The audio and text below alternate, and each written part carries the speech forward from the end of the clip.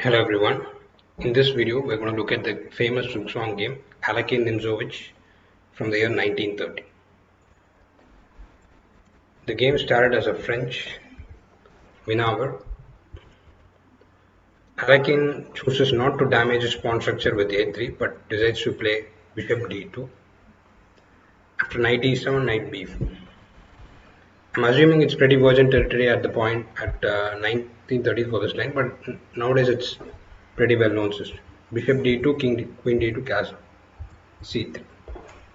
So Nimzowitsch was popular for his book My System and his recommendations on fighting the pawn structure,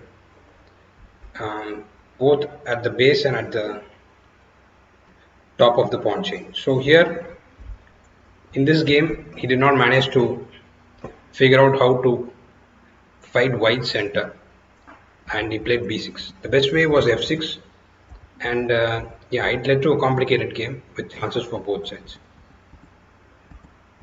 b6 was already putting black in a tough spot, even though it's hard to believe. But knight f4, bishop a6.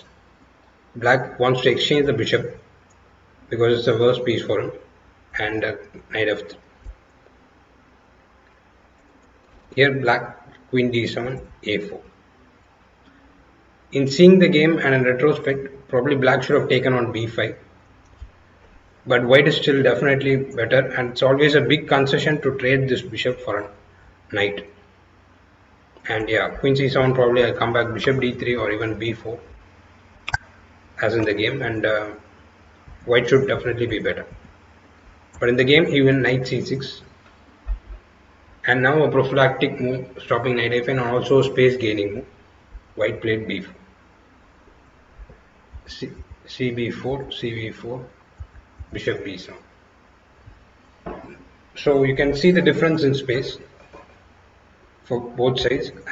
It enjoys complete domination on the queen side and on the center. And yeah, even though his king is not developed, sorry, not yet castled, or he's not completely developed yet, it doesn't matter so much because he controls most of the space in the position. White played knight d6 here. It's a curious decision, and this was the last chance for black to put up a fight, and he should have played a5, b5, knight b4, and at least he has one good piece in the position. Although I think white is really much better here after rook c1, and yeah, just playing on the king side with g4, king f2, bishop e2. He has space on both sides, whereas black has only one decent piece. I don't think it can compensate for all the things that are bad in his position. So here Nimzowitsch plays f5, and yeah, Alekhine immediately stops a5 with playing a5 himself and gaining more space. After knight c8, so which piece would you exchange? That is an interesting, Alekhine makes an interesting hit. Even though this bishop is hemmed in by its pawns, and it literally has no square to go to, he takes that bishop. Knight b7, queen b7, a6. Because if you see that even the knight is poorly placed, and the bishop was controlling some key squares like c6, and the bishop and knight were both worse, and he decided to take the bishop. So a6, queen f7. A loose knight, a knight without an outpost, will rarely survive against a bishop actually. So here, because c6 has become weak, the knight is going to suffer. There is no real way to keep it there, and as probably the whole rest of the game revolves around this struggle.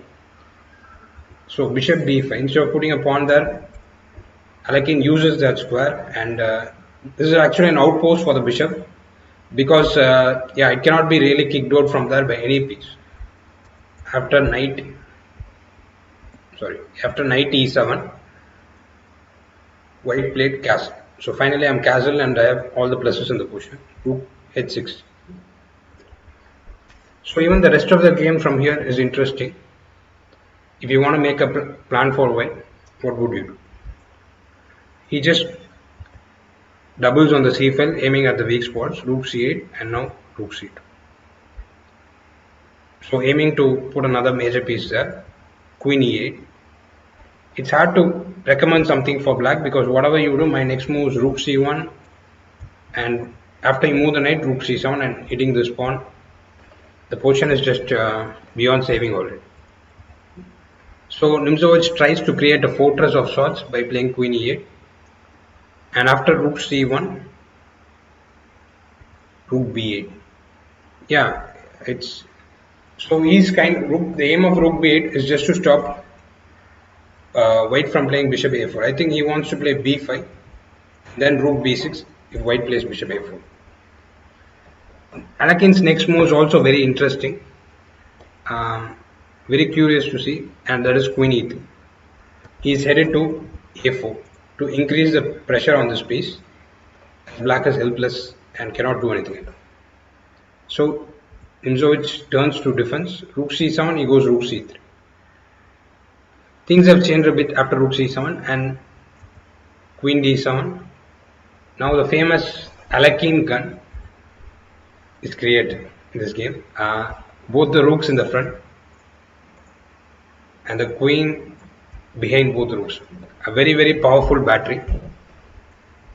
And after king f8, so he fulfills it. Queen c1, rook c8. So here, every single piece is stuck in a pin. And you can see the difference in activity of these just by seeing how many squares they can do. Here the queen doesn't. I'm a very powerful piece. Queen has only 2 squares literally. That explains how bad it's placed. And the rook has no square. This rook has 4 squares, and the knight cannot move. And this knight has 2 squares to move. So in comparison to white, black is just completely stuffed up. So rook c8, Alekhine threatens d5 with bishop a4.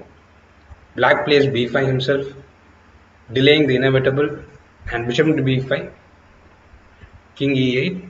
So Alekhine renews the threat, bishop a4, king d8. And this is the famous position which I showed in the Zugzwang video.